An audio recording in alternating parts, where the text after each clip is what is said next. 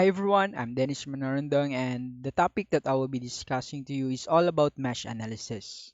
So before I will proceed my discussions, I know that some of you wondered why we use mesh analysis and what is the use of mesh analysis. So to answer on that questions, we need to understand the very basic requirement to analyze any electrical network. When we analyze any electrical network, our main aim is to obtain the power delivered or the power absorbed by different electrical elements. And to have the power delivered or the power absorbed, we need the voltage and the current. And using the mesh analysis, so that is why we need to use mesh analysis. And we can have the unknown current in the electrical network. So to obtain the values of unknown currents in the electrical networks, we perform the mesh analysis.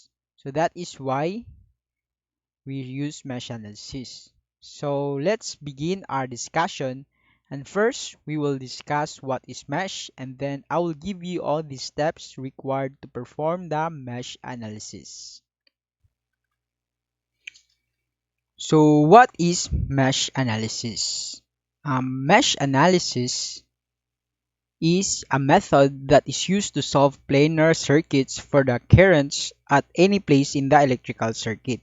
So simply, mesh analysis, guys, is a method that we will use to solve the unknown currents, especially in the planar circuits at any place in the electrical circuits. So that is a mesh analysis. And to understand mesh, planar circuits, guys, are circuits that can be drawn on a plane surface with no wires crossing each other.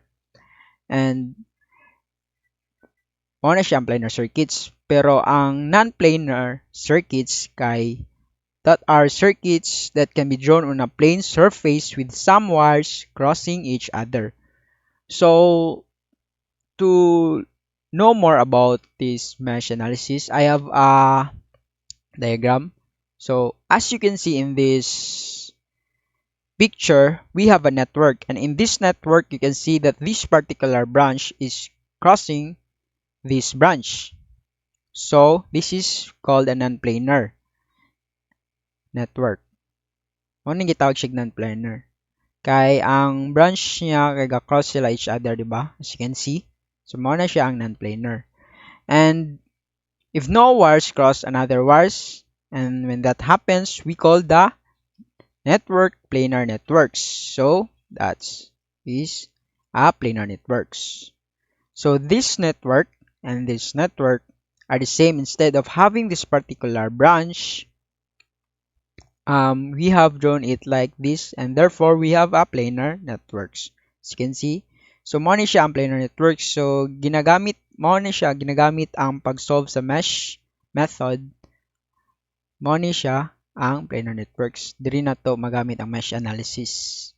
So to understand more about mesh, mesh is a loop, and this is a loop. It is not a normal loop. This loop does not contain any inner loop. So whenever you have a loop having no loops inside, you will call the loop a mesh. And we know what is a loop, diba?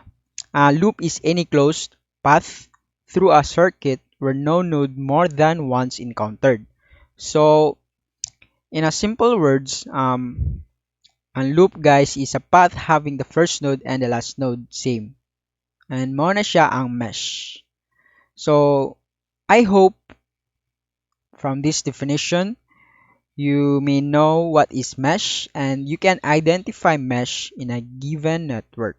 So basta kuan lang yun, ang may bal-an nimo na mesh ni siya kay ang loop niya makita nimo is does not contain an inner loop. So mo na siya ang mesh.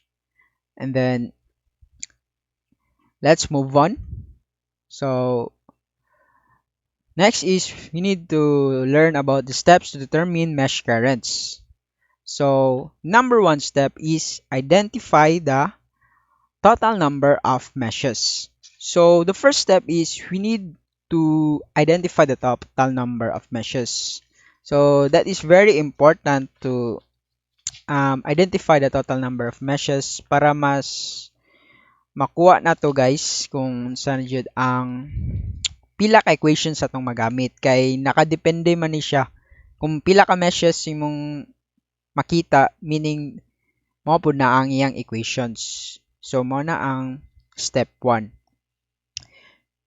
And then the step 2 is assign mesh currents I1, I2, IN to the n meshes. So kapag meron kang n meshes, meron ka ring n mesh currents. So bubuo ka ring n simultaneously to solve that unknown currents. By the way, kapag mesh ang gagamitin natin, law, ay yung Kirchhoff's voltage law or the KVL. So mao na ang step 2. Mag-assign ta og mesh currents. And ang step 3 guys is apply KVL to each of the n meshes. Use Ohm's law to express the voltage in terms of the mesh currents. Yun na nga, dahil nag-consider tayo ng loops, gagamit tayo ng KVL sa n meshes na nabuo. Tapos, diba ang KVL in terms of summation of voltage siya, equals 0 siya. Then within a loop, i-convert natin yung voltages in terms of currents and resistance using the Ohm's law.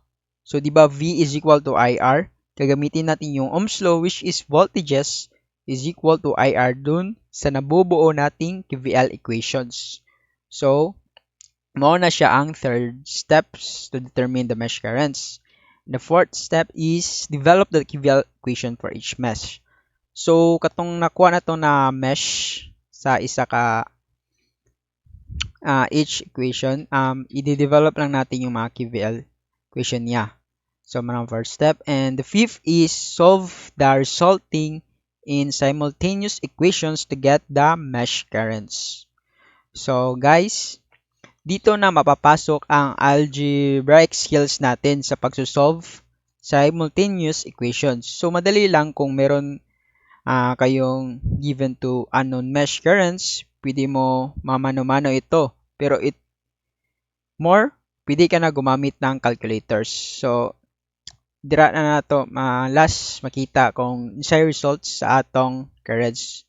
Especially kanang gipangita sa given nga circuits in find currents nana. So i-discuss na ako niya ang examples para mas makita ninyo. And so in mesh currents there is also a note. So the number one important note is applicable only for planar networks. So ang mesh analysis method is only applicable for planar networks, guys. If makita ninyo na ang circuit is a planar networks, so itong i-discuss na ako ganiya before na ang planar networks are circuits that can be drawn on a plane surface with no wires crossing each other. So mao to siya ang planar networks. So meaning gagamitin na natin yung mesh analysis method.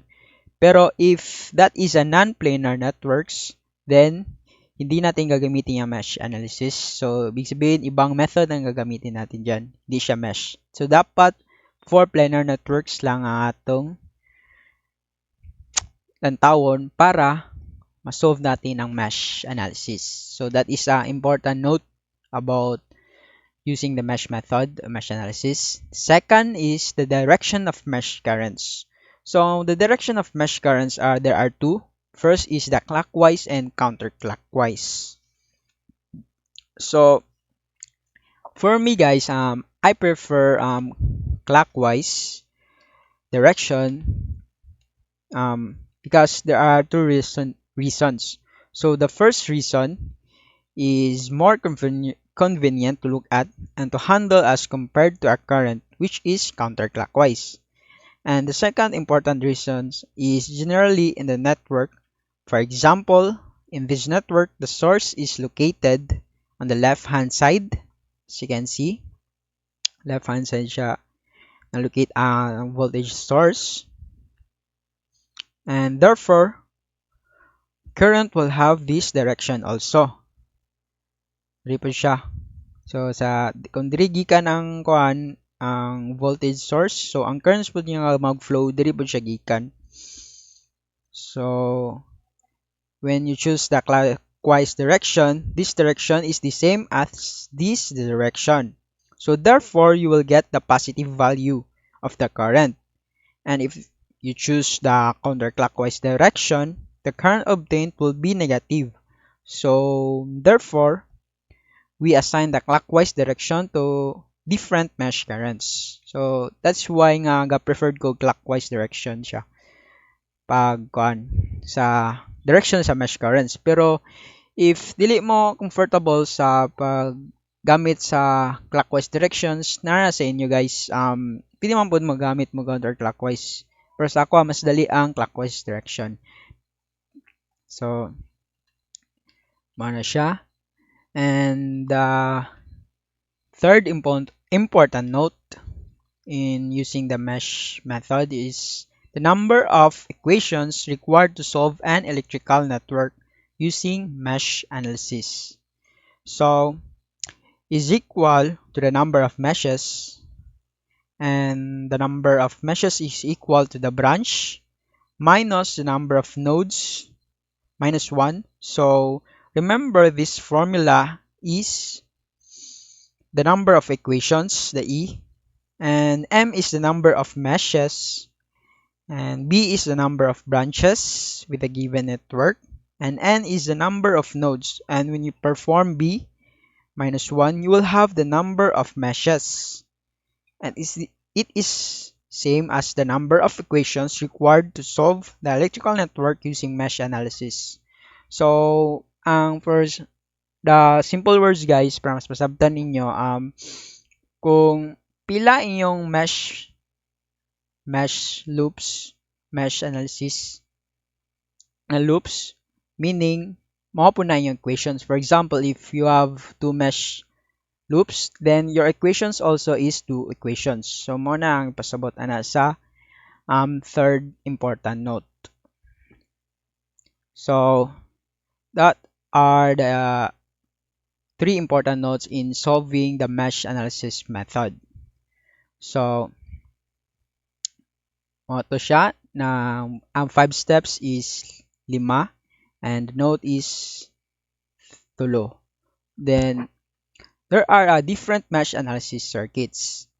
So, as you can see in the picture, this is kind of circuit na ma-use taog mesh analysis method.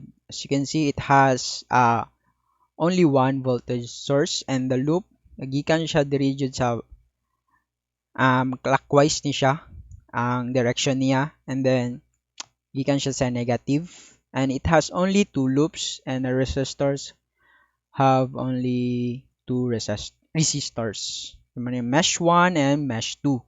And napoy nani nga circuits. So kaning nani nga circuits is this is also we can use a mesh analysis method. As you can see, it has three loops: loop 1, loop 2, and the loop 3. So it has 3 voltage sources, and 1, 2, 3. So kung nani nga circuits is pwede na ninyo ma-solve siya calculator. So ipakita na ako niya. So kani complicated na siya ang circuits siya guys. And the next is kani. As you can see, it has 4 loops, and the voltage source also have 3. And this makita po magamit po natin siya sa mesh analysis. So mo na siya ang mga different circuits na mag-use ta og mesh analysis. Although dili lang kana, pero gipakita na ako gamay lang examples niya para mas makuha ninyo yung known na inana di magamit din na siya sa mesh analysis. So, for examples, problem number 1. So solving na ta. Find the current through each branch. So the number 1 is, as you can see, it has 2 voltages source, and it has 3 resistors. So guys, ito na ang ating problem number 1 example. So, ang ating question is find the current through each branch. So, nakita na nating circuit dito. Kukunin natin ang each current dito sa mesh 1, ito, at itong mesh 2. So, that I've discussed before, the steps in using the mesh method is number 1, identify the total number of meshes. So as you can see in this circuit, we have only 2 meshes. So nakita na natin yung ating step 1. So nakuha na natin, so 2 meshes. And step 2 is assign mesh currents I1, I2, and IN to the n meshes. So ito ang ating I1 guys. I1 ito. At ito ang ating I2. So, na-assign na natin ang mesh currents into I1 and I2. And then, apply the KVL. So, the first thing that we will do is, dito tayo magsisimula sa mesh 1. So, ito ang ating formula. KVL. So, KVL at loop 1. So, ang nakita naman natin, ang direction ng ang loop na ito is clockwise. 'Di ba sa na-discuss ko before na clockwise ako magsisimula. So dito tayo. So nagsisimula siya dito. Big sabihin negative siya. Negative 20 volts kasi kapag saan yung nag-enter yung direction, meaning dun yun din ang ating sign. So dito negative siya nag-enter. So, negative din ang sign sa voltage. So, ito. Negative 20 plus positive na kasi siya guys kasi positive na siya dito. Positive ang nandito. Positive dito. So, positive 10. Apply tayo ng KVL. So, in-apply natin 10. I1 siya kasi I1 to dito. Plus positive pa rin din dito, positive 50 ohms. So as you can see, yung 50 ohms is ano siya, nag-shared siya dito sa I2 na loop nito. So ang gagawin natin dito ay ganito, 50 I1 siya kasi nandito to sa I1, i-subtract natin dito sa I2 kasi nag-shared siya dito sa I2 nga loop. So, isa-subtract natin to I2 plus dito naman siya ang direction sa positive siya sa 10 volts. So, meaning positive yung 10 is equal to 0. So, yan ang ating step 3. At i-develop the KVL for each mesh. So, yun ang ating step 4. Ang step 4, i-develop na natin itong KVL na nabuo natin. So, negative 20 plus 10 I1 plus 50 times I1 is 50 I1. Negative siya kasi positive at negative dito. 50 I2 plus 10 is equals to 0. Tapos, nakita naman natin dito is ang 10 I1 at 50 I1 is the same. So, meaning we will add these two numbers. So, magiging 60 na ito. 60 I1. At sa I2 naman, nakita naman natin is isa lang siya. So, ikakopy lang natin to. Negative 50 I2. Tapos, ang negative 20 at positive 10, i-minus natin. So, mas malaki yung negative sign. So, ibig sabihin, negative siya. Negative 10 is equal to 0. So, as you can see, negative 10 siya. Ita-transpose natin to dito sa right para magiging positive ito. So, ganito ang ating equation 1. 60 I1 minus 50 I2 is equal to positive 10. So, ito na ating nabuo na equation 1. So, hindi pa tayo tapos guys kasi meron pang mesh 2. So, tapos na tayo sa loop 1 na sa pagsusolve na pag-develop natin KVL equation. So, dito na naman tayo sa KVL at loop 2. KVL at loop 2. So, isi-solve natin ang KVL equation. So, sa nakita naman natin is dito siya nagsisimula sa negative. So, meaning nag-enter siya negative. So, negative 10 din siya ito. Negative 10 plus 50 ito, 50 resistors. At nagsisimula naman tayo sa mesh 2. So, meaning simula din ito sa I2, isa-subtract natin dito sa I1. So, i-subtract natin sa I1 kasi nag-shared silang dalawa ang resistor. Ang resistor ito ay nag-shared siya sa mesh 2 at sa mesh 1. Kaya natin sinubtract.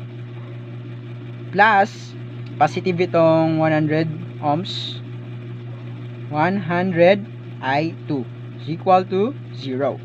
So, i-develop natin yung KVL equation. So, negative 10 plus 50 times nito ito. I2 na ito siya. Ayan. Negative kasi positive at negative. So, negative 50 I1 plus 100 I2 is equal to 0. Tapos, sa nakita natin, isa lang ang I1. So, ikakopy lang natin. 50 I1 plus positive ang 50 I2 at saka positive din dito ang 100 I2. So, meaning i-add natin itong dalawa. Plus 150 I2 at saka isa lang ang nakita nating voltage dito. So, ita-transpose natin to sa kabila. So, na magiging positive 10 ito. So, ito na ang ating equation 2. So, diba? Kuha na natin. Sa susunod nito ay gumamit na tayo ng ating step 5. Solve the resulting as simultaneous equations to get the mesh current. So, dito na mabubuo natin ang iba't iba nating mga methods. So, sa pagsusolve. So, para sa akin, pag ganito ang nagbigay na circuits, dalawa lang loops, ay gagamitin ko ang elimination. So, merong iba't ibang method. So, ipapakita ko muna yung mas madali. So, ang elimination, guys. So, i-copy mo natin itong equation 1. 60 I1 minus 50 I2 equals to 10. So, ito ang ating equation 1. At saka ang equation 2 is negative 50 I1 plus 150 I2 equals to 10. So, napapansin nyo guys na ang I2 ay para sa inyo, mamili kayo ng ano ang gusto nyo eliminate. So, sa akin, para mas madali ang itong I2. So, multiply ako sa equation 1 ng 3 para magiging 150 at saka i-add ko para magiging cancel na ito. Tapos, ang natira is I1 para makuha natin I1 dito. So, i-times natin to ng 3. Ito times 1 lang kasi 150 ito. So, ang resulta is ganito.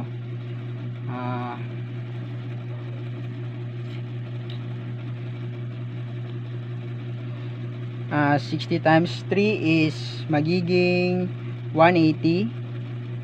Yes, 180. I1 ito is 150, negative 150 I2, tsaka magiging 30 to 30, positive 30. At saka ito, i-copy na lang natin tong 50 I1 plus 150 I2 is equals to 10. So, nabuo na natin. Magkapareho na ating dalawang equations ng 150 I2 at saka 150 I2 din. So, ang gagawin natin is i-add natin to para makakancel itong I2 natin at makuha natin si I sub 1. So, add to, cancel. So, ito i-subtract natin to kasi yung sign nila ay magkaiba. So, 180 minus 50 is 130. positive 130 I1, so is equal to, i-add na natin itong dalawa, is 40. So nakuha na natin. Tapos ang gagawin natin dito ay kukunin natin si I1. So i-divide natin to both ng 130 para ma-cancel natin itong 130. 130, cancel natin. Ang natira I1 is equal to, so 40 divide 130, at yan na ang ating ang I1. So yan na. So i-calculate muna natin to, guys. So i-calculate na natin, guys. 40 divide 130, shift muna. So 40 divide natin sa 130, so 4/13. So i-convert natin, so magiging 0.30. So para sa akin is 2 decimal places lang, so 7 ang nakita natin sa, so ibig sabihin i-add natin para maging 0.31 or 0.31 amps. So ito na ang ating I sub 1. So sa I sub 2, nakuha na natin ang I sub 1, so meaning mas madali na natin makukuha din ang I sub 2. So ang current nandito sa mesh 2. So mamili lang kayo sa dalawang equations natin para i-substitute natin yung I sub 1. So para sa akin mas madali ito i-substitute tong I sub 1 natin dito sa equation number 1. Para sa akin equation number 1. So ito sa equation number 1, 60, ang I sub 1 natin is 0.31.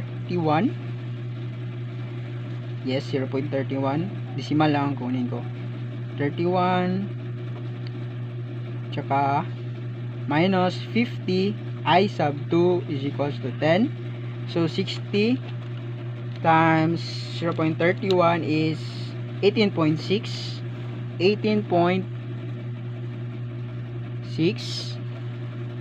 minus 50 I2 is equals to 10. At ita-transpose natin tong 18.6 dito at magiging negative ito, so isa-subtract natin to. So negative 50 I2 is equals to 10 minus 18.6. So 10 minus 18.6, 10 minus 18.6 is negative 8.6. 8.6. Ito 50 I sub 2. So para makuha natin si I sub 2 ay divide natin both sides ng negative 50 para ma-cancel si negative 50. So negative 50, so I sub 2 is equal to, divide muna natin itong dalawa, negative 8.6 divide negative 50. So ang answer natin is 0.172 amps.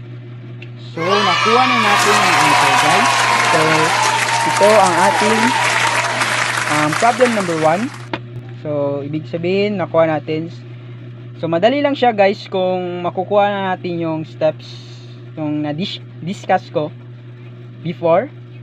So ito na I sub 1 at saka I sub 2. Current dito sa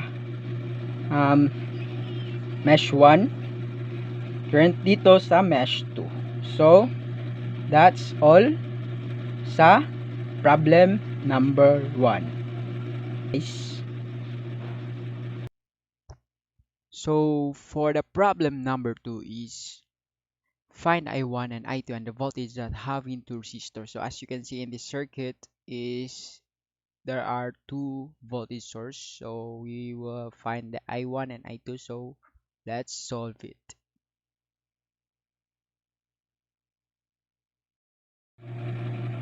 So hi guys, nandito na tayo sa problem number 2. So ang question sa problem number 2 is find I1 and I sub 2 and voltage that have into resistor. So kukunin natin yung current nandito sa mesh 1 at sa mesh 2. Tapos kukunin din natin yung voltage na nandito sa 2 resistor, 2 ohms. Kunin natin yung voltage dito. na dumadaloy. So, first step na gagawin natin, so huwag niyong kalimutan na identify the total number of meshes. So, pinakauna, i-identify natin kung pila yung total number of meshes. So, dito, mesh 1, mesh 2, so dalawa ang ating total number of meshes. So, the next step is assign mesh currents I sub 1, I1, and I2. So, dito ako nagsisimula sa left. So, ito ang I1 natin, at saka I2. So, the next is apply KVL. So, parehas sa ginawa natin sa problem number 1, apply natin dito yung KVL. So, KVL at loop 1 dito. So, sa sinabi ko before na if ang direction niya ay nagsisimula dito, kung saan yung sign niya is negative, ibig sabihin negative din ang ating voltage. So, magiging negative 30 ito plus 10 resistor, magiging positive ito kasi positive ang dumadaloy dito. Positive 10 I sub 1, tapos positive din yung 3 ohms resistor dito, pero sa nakita mo natin is nag-shared siya dito sa mesh 2. So, ibig sabihin is isa-subtract natin dito sa I sub 2. So, 3 I sub 1 minus I sub 2. Tapos, dito na naman tayo sa positive 8 resistor plus 8. I sub 1 is equal to 0. So, nakuha na natin yung KVL at loop 1. Pero, i-develop muna natin to sa ating step number 4 is negative 30 plus 10 I sub 1 plus is multiply natin tong 3 times I1 is magiging positive I1 kasi positive lahat. Ito is magiging negative 3 I sub 2 plus 8 I sub 1 is equal to 0. So, nakita natin is tatlo yung I1 natin dito. I-simplify lang natin. 10 plus 3 plus 8 is 21 I1. At isa lang I2 natin. So, i-copy na natin. Negative 3 I2. Tapos, yung negative 30 volts natin is transpose natin. So, magiging ano ito? Positive 30. Tapos na tayo sa ating equation number 1. So, ito na ating equation number 1. So, sa equation number 2 natin is dito na tayo sa KVL number 2 sa loop 2. So, KVL at loop 2. So, nakita natin is dito dumadaloy yung yung direction niya, dito nagsisimula. So, meaning magiging negative yan ang 3 ohms dito. Kita nyo? Magiging negative yan. Bakit? Kasi nakita nyo dito yung voltage source niya na 18 volts is yung direction natin is clockwise, di ba? Nagsisimula siya, nag-enter siya sa negative. So, ibig sabihin, negative din dito. Kasi negative ang dumadaloy dito eh. So, negative 3. Isa-subtract natin dito sa I sub 1, I1. Kasi nag-shared siya dito sa I sub 1. So, I2 minus I1 minus sa 18 volts kasi 18 siya. Negative siya nagsisimula. Kaya naging negative 18. Tapos, positive na siya. Positive 2 I sub 2 plus positive din dito sa 4 ohms equals to 0. So, nakuha na natin. So, i-develop na natin. So, i-multiply na itong 3. Negative 3 at I2 is negative 3 I2 both negative ditong negative 3 at negative I1. So magiging positive ito kapag i-multiply natin. Positive 3 I sub 1 I1 minus 18 plus 2I2 plus 4I2 is equal to 0. So nakita nyo is isa lang I1 natin dito. So i-copy natin 3I1, positive 3I1. Tapos ang I2 natin is nakita natin is 3. So isi-simplify natin to. So sa pag-simplify is 4 plus 2 is 6. Tapos nakita naman dito is negative yung sign niya. So i-subtract natin. So magiging positive 3I2. Tapos yung negative 18 natin is transpose natin para magiging positive. So positive 18. So ito na ang ating equation 2. So madali lang siya guys. So ano ang susunod nating gawin? So susunod nating gawin is yung step 5 natin. Solve the resulting simultaneous equation to get the mesh currents. So sa pag-solve natin is dito na natin magagamit yung sinasabi ko sa problem number 1 is yung ating natutunan ng mga sa algebraic skills natin. So para sa akin is mas madali kung gagamitin nating elimination method. So ito na, ikakopy muna natin yung equation 1 is 21 I1 negative 3 I2 plus 30. Tapos itong equation 2 is 3I1 plus 3I2 equals to 18. So nakita naman natin is madali lang natin isosolve kasi pareho yung I sub 2 nya, I2 natin sa equation 1 at saka equation 2. So para ma-eliminate natin, i-subtract lang natin para ma-cancel ito.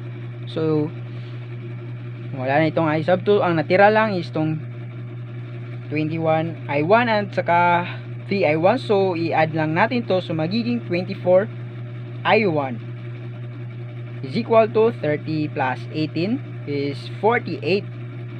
So sa pagkuha natin sa I1 natin is i-divide natin both 24 divide 24. So para ma-cancel natin yung 24, so natira I1 is equal to 48 divide 24. So i-calculate na natin dito. 48 divide 24 is 2 amps. So ito ang ating currents. So nakuha na natin ang currents. So madali lang. Kuha na natin current dito sa dito sa mesh 1. So ibig 2 amps daw dito. 2 amps. Tapos ang susunod natin kunin ay itong current na dito sa mesh 2. So madali lang natin kukunin yan kasi nakuha natin yung current I1 natin. So mamili lang tayo dito sa equations natin sa 1 at 2, tsaka i-substitute natin yung I1 natin.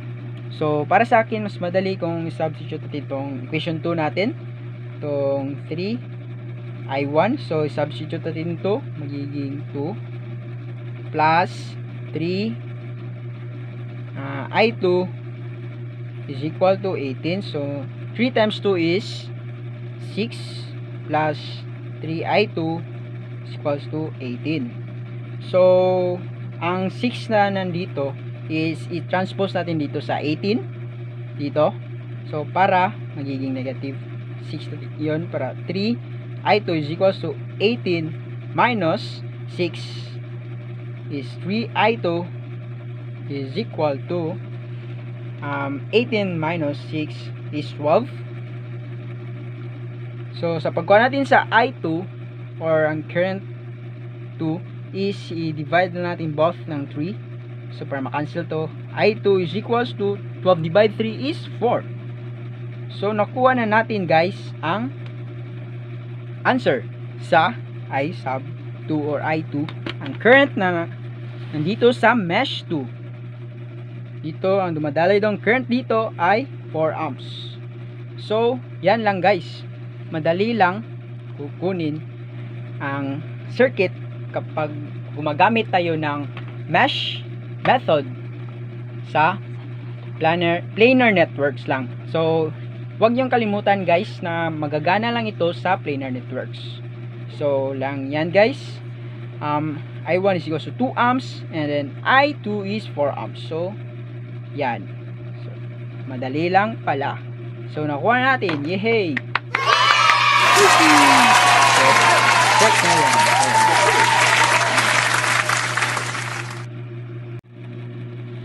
So guys, the next is kukunin natin yung voltage na nandito sa 2 resistor, the voltage that have in 2 resistor, because naka-indicate ito sa ating question. So madali lang kukunin yung voltage guys. So sa pagkuha nitong voltage na ito is gagamitin natin yung Ohm's law, yung V is equal to I times R. So current times resistor. So alam naman natin kung ano ang current na dumadali dito, 'di ba? Yung current is 4 amps. Yung 4 amps. So meaning i-substitute lang natin yung 4 amps na current dito, 4 times resistor is the 2 resistor, kasi yung question is kung ano daw ang voltage na nandito sa 2 resistor. So voltage is equals to 4 times 2 is 8 voltage. So nakuha na natin yung problem na ito. 8 voltage ang dumadaloy na 8 voltage ang nandito sa 2 resistor. So yan guys, and madali lang sa pagkuha ng mesh method dito. So thank you. So for problem number 3 is we will find the IO. So as you can see in the circuit is there are also have two voltage source. So guys, the next problem natin example is problem number 3. So ang problem na ito is complicated na siya kasi as you can see is mabubuo tayo dyan ng 3 meshes. So as you can see in this problem is first step na gagawin natin is identify the total number of meshes. So dito tayo, ito ang ating mesh 1, dito dumadaloy siya clockwise ni siya, mesh 1, mesh 2, mesh 3. So the next is assign mesh current. So ito ang ating I1, I2 and I3. And third step natin is apply KVL to each of the meshes. So KVL at loop 1. So sa isang buwan natin dito tayo mag-umpisa. So the first is negative, madalo yun ang direction natin na nag-enter, so meaning negative 50 volts plus sa 2 resistors, 2 ohms.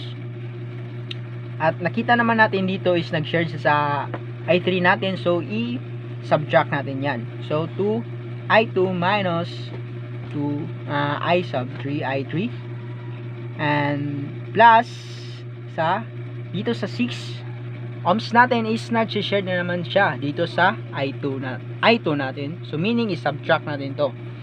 So 6 I2 I1 pala dito. Sorry.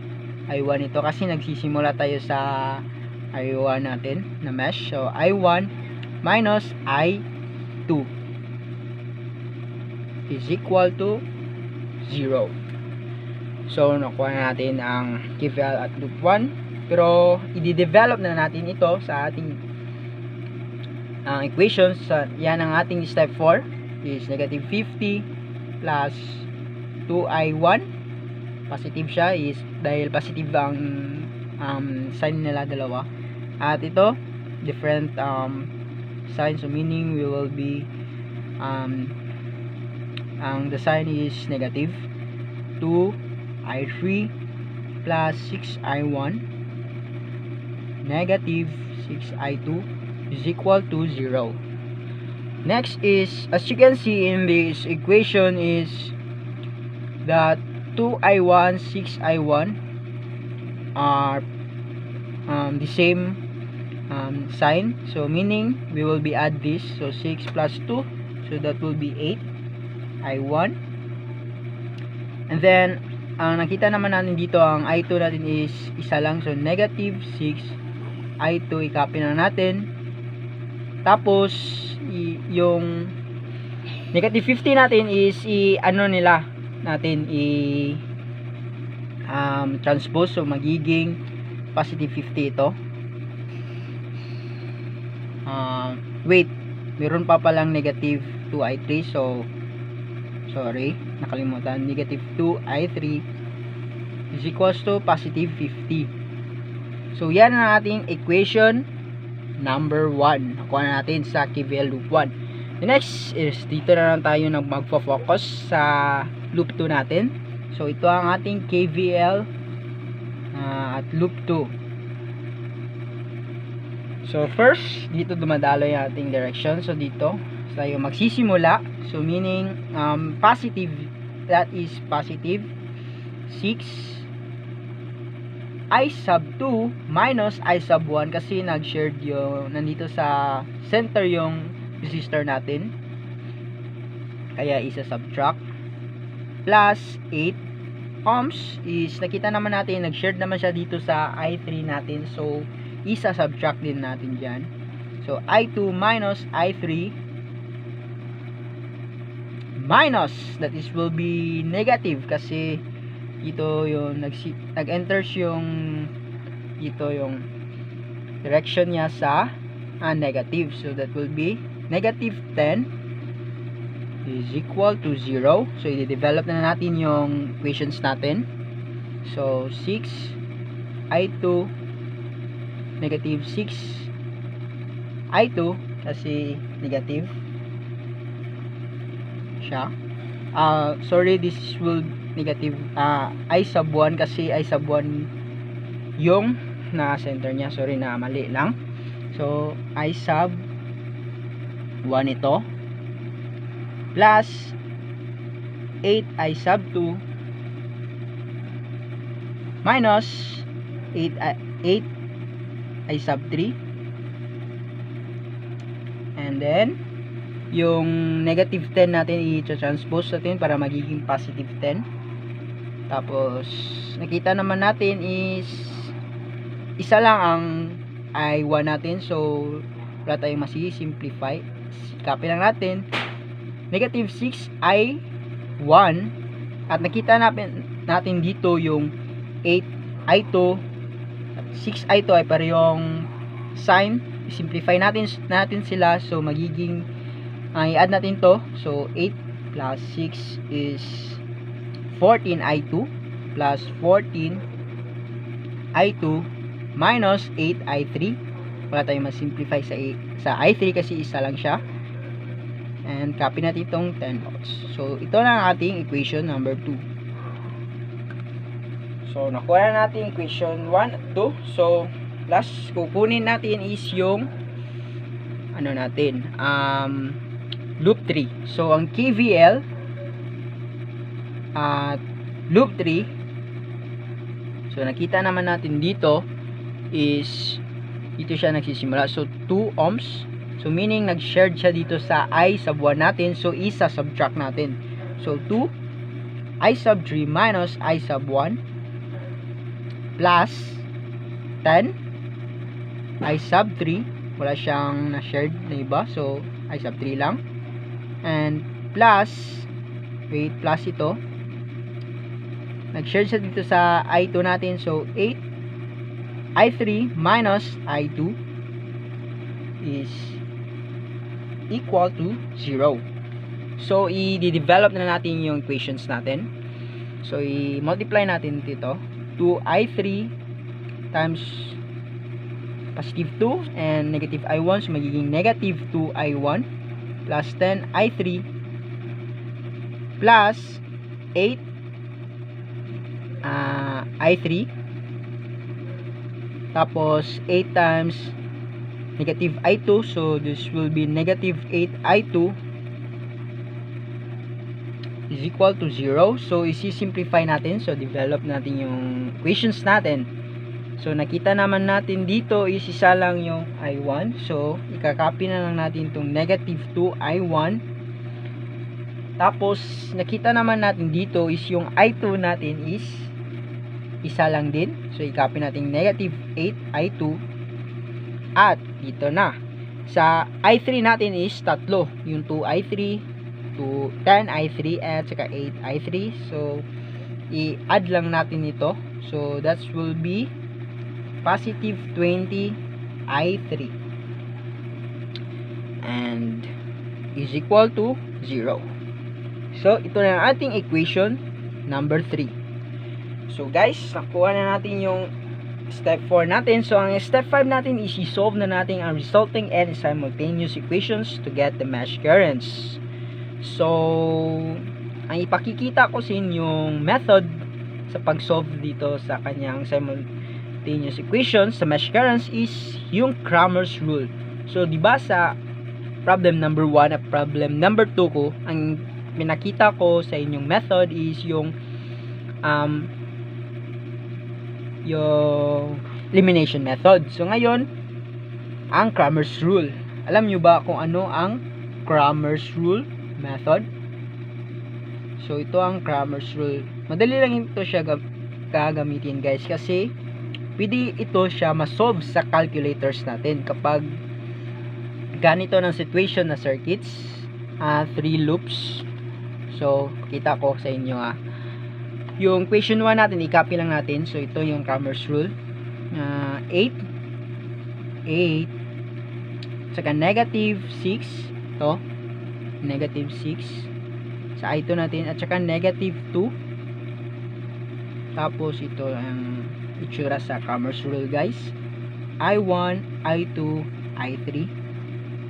At dito sa 50 na makukuha natin dito, 50, 10 dito sa equation 2, 10, at saka equation 3 is 0 lang. Tapos ang nandito sa equation 2 is negative 6 ang kanyang I1. Dito sa I2 natin is positive 14. Sa I3 natin is negative 8. At saka ang sa equation 3 natin dito is negative 2 ang I1 natin, plus negative 8, then is positive 20. So madali lang ito siya guys kapag ganitong itsura natin sa ang Cramer's rule, at ganito ang nakukuha natin equations is kukunin natin siya sa pagsusolve natin nito ng gagamit tayo ng calculators. Para mas madali natin kunin, so ituturo ko sa inyo kung paano gagamitin itong Cramer's rule sa calculators. So una guys is i-click nyo itong mode at saka equation 5. So nakita naman natin is 3 equations siya. Tapos dito nakita natin is 3. Wait, 4 pala.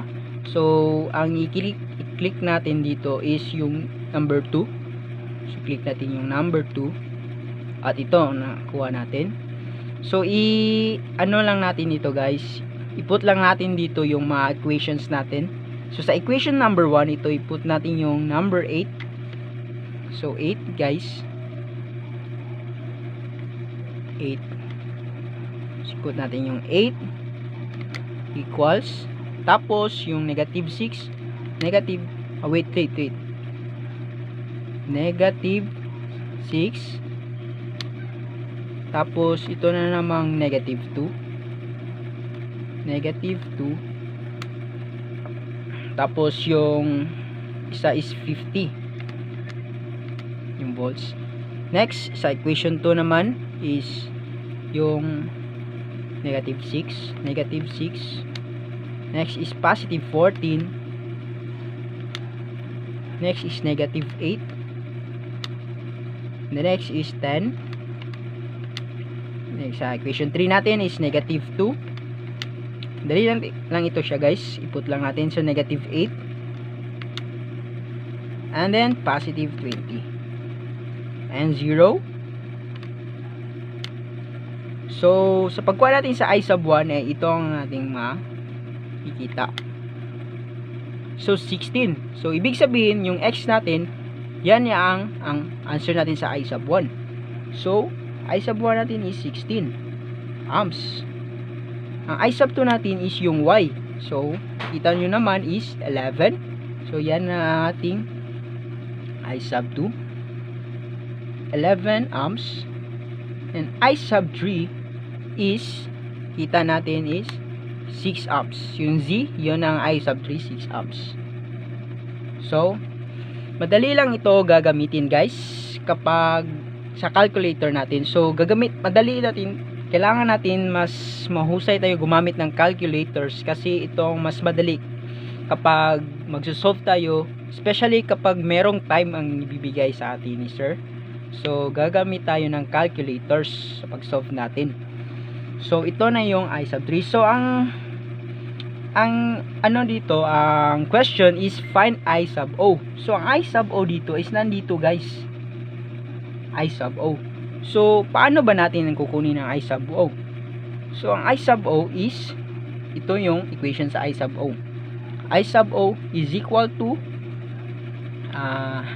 I sub 2 minus I sub 1. Yan ang ating equation sa I sub 2. I sub O. IO natin. So, para makuha natin si IO is put lang natin yung mga equations, answers natin dito ng current sa I2 and I1. So, IO is equal to I2 natin is 11 minus sa 16 guys. 16. And then wait lang guys, mali dito, hindi ito ang yung answer niya. Ang I sub O pala, IO pala natin is I1 minus siya sa I2. So, sorry na mali ako, na mistakes kasi hindi ko nakita pala dito pala. So, no, IO pala. So, ibig sabihin i-subtract natin. So, I sub 1 minus I2. So, hindi pala dito yung IO. Dito pala yung IO natin, guys. So, isa-subtract natin yan sa... So, nandito siya sa I sub 1. So, meaning, i-subtract natin sa I2.